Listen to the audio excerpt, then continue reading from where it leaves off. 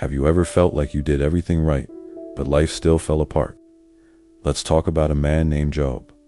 Job was a good man, the kind of man everybody respected. Honest, faithful, generous. He loved God deeply and lived with integrity. He had a big family, a thriving business, and more blessings than most people ever see in a lifetime. And every morning, Job prayed for his children, asking God to protect them and keep their hearts pure. Life was good, life was peaceful, but everything was about to change. One day, in the heavenly court, the angels came before God, but among them came another presence. The accuser. God asked him, "Have you considered my servant, Job? There is no one like him." And the accuser smirked. "Of course, he worships you. You've protected him. You've blessed him. Take it all away, and he'll curse you to your face." And God allowed the test, not to destroy Job, but to reveal the depth of his faith. Then it happened. Messenger after messenger ran toward Job, each one bringing worse news than the last. "Your animals are gone. Your workers were attacked. A storm hit the house. Your children didn't survive." In a single day, everything Job loved collapsed. His wealth, his legacy, his children, gone. Job tore his clothes, fell to the ground, and said, "The Lord gave, and the Lord has taken away. But blessed be the name of the Lord." But the accuser wasn't finished. He returned to the heavenly courtroom and said, "Take away Job's health, and he will curse you." And God allowed Job to be tested again. Painful sores covered his entire body.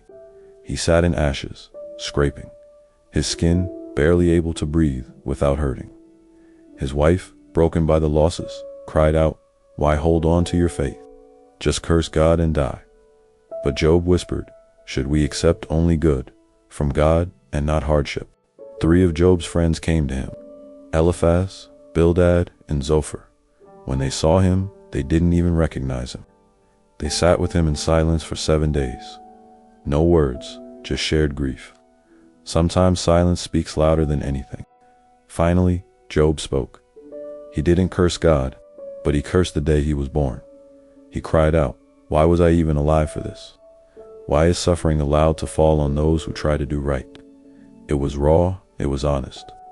It was the kind of pain that breaks you open. That's when Job's friends started talking, and their words cut deep. Eliphaz said suffering only comes to those who sin. Bildad said Job's children must have done something wrong. Zophar basically told Job he was lucky his suffering wasn't worse. They meant well, but they were wrong. And Job knew it. He kept asking, "Why is this happening to me? I've lived with integrity. I've honored God." Job wasn't losing faith. He was wrestling with God honestly, the way many of us do in our darkest nights. And so the debate began. Job's heartbreak, his questions, and his desperate search for answers. He wasn't angry at God. He was confused, broken, human. This was only the beginning, because God wasn't silent forever.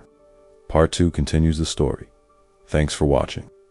Don't forget to subscribe for the next part of this incredible story.